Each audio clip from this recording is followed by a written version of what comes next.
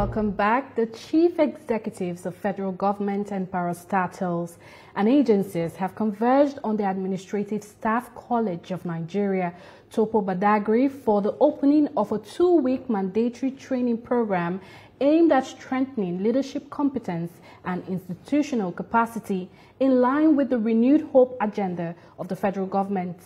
TVC News senior reporter Ayomide Ajebe now reports. The ASUU campus in Badagry came alive as top government officials and heads of agencies gathered for the formal opening of the mandatory training program for chief executives of federal government parastatals and agencies.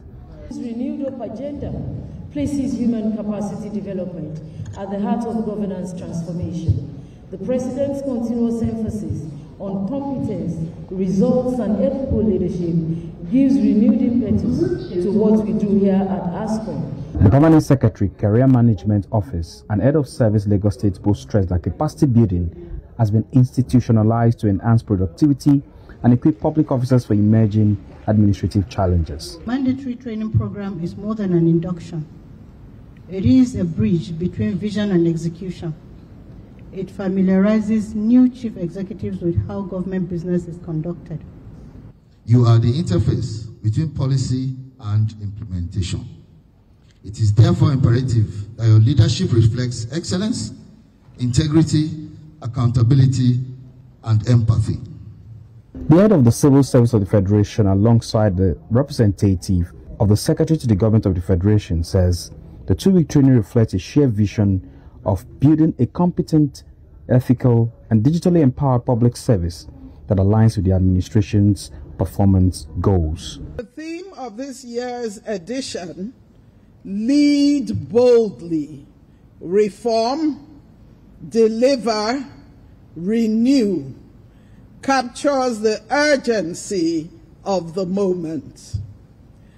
This administration remains accountable to all Nigerians and will not hesitate to effect necessary changes where anyone is found wanting. The Badagry cultural troupe added color to the event with a display of the tallest drum in Africa, drawing applause from participants. This will, in the long run, help us to have a better society and a better economy, and bringing forth the actualization of the renewed hope agenda of President Bola Ahmed Tinubu. The 2-week program continues with models on ethics, innovation, and strategic governance, all aimed at enhancing performance and accountability in public service. Ayomide Ajebe with TVC News, Badagry. We're back in Abuja, where the Nigeria Labour Congress, NLC, has issued a 4-week timeline for the federal government to conclude ongoing negotiations with all unions in the education sector. NLC warns that it would mobilize Nigerians for a nationwide industrial action if all negotiations are not concluded in 1 month. TVC News, Joke Adisa reports. The Nigeria Labour Congress says it is time all unions in the education sector spoke in one voice after an extensive meeting with all the unions, including ASUU, SANU, NASU, NAT, KOHASU. NLC says a framework for engagement towards the implementation of outstanding agreements and sustainable funding of education in line with UNESCO's principle of 26% is now inevitable.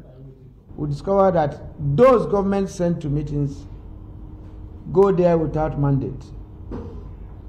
Henceforth, nobody, the trade unions, either in the tertiary institutions or anywhere, will not go into any meeting with government representatives who don't have mandates. Because that is what is at the point of this crisis.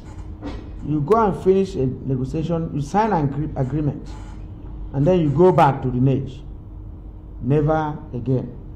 That era where people will say they have mandates and turn around to bring to you alien documents to an agreement is totally over. All the unions are in sync with the intervention of the NLC as they promise their utmost cooperation. They accuse the government of what they call divide and rule tactics and promise to work together in one accord. The union says they will no longer accept government representatives who foot drag in signing agreements.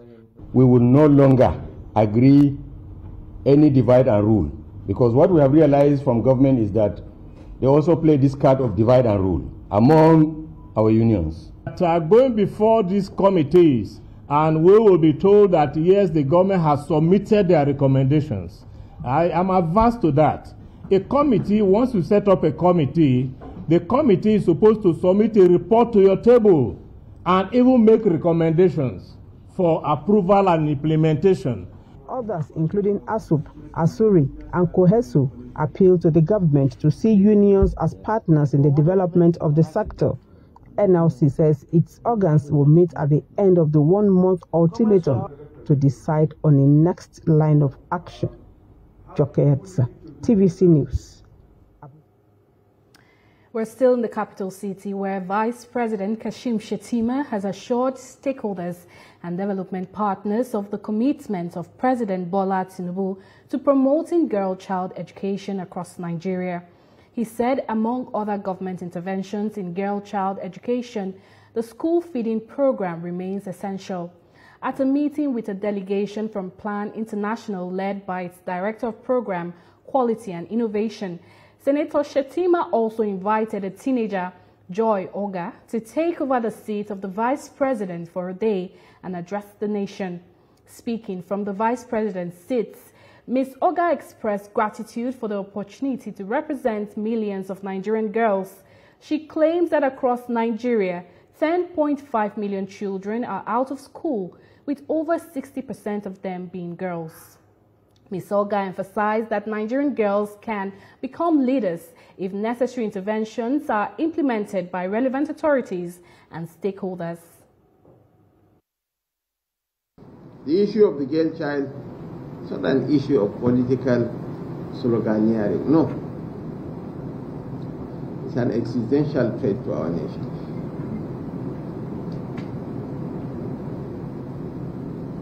And one issue that has been neglected in Joy's presentation, one of the greatest disincentives to girl child education, especially in northern Nigeria, is the paucity of toilet facilities in our schools.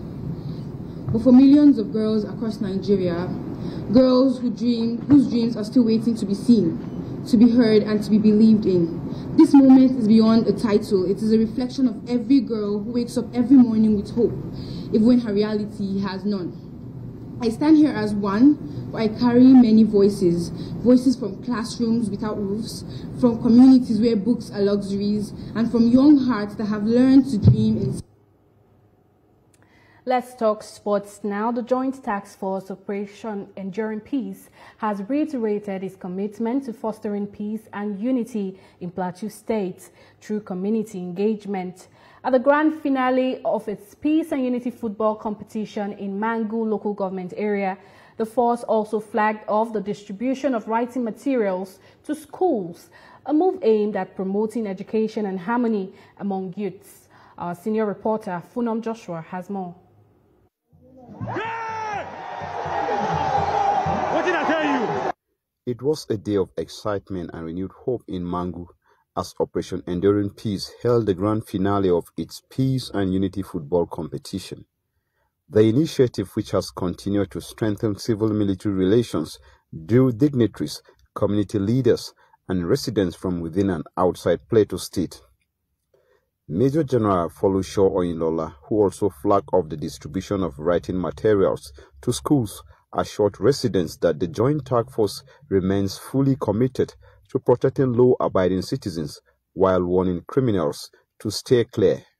As we all know, sport has long served as a powerful tool to unite people across tribe, culture, and faith, promoting understanding and healing divisions and building lasting bonds.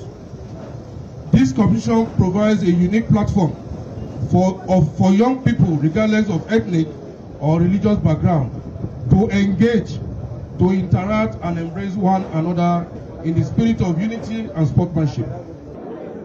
The competition and donation of books form part of Operation Enduring Peace, further efforts to promote unity and lasting peace across Mangu local government area and its environs. The event featured thrilling matches with Magavul boys emerging winners after a tense penalty shootout against PEM Youth FC. Winners and participants received medals and cash prizes as the day ended on a note of unity and renewed optimism for lasting peace in Mangu.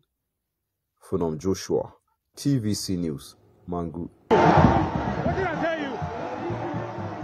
And that's our package from Abuja studio. Join Lagos by 1 p.m. for a full bulletin. Thank you for watching and bye for now.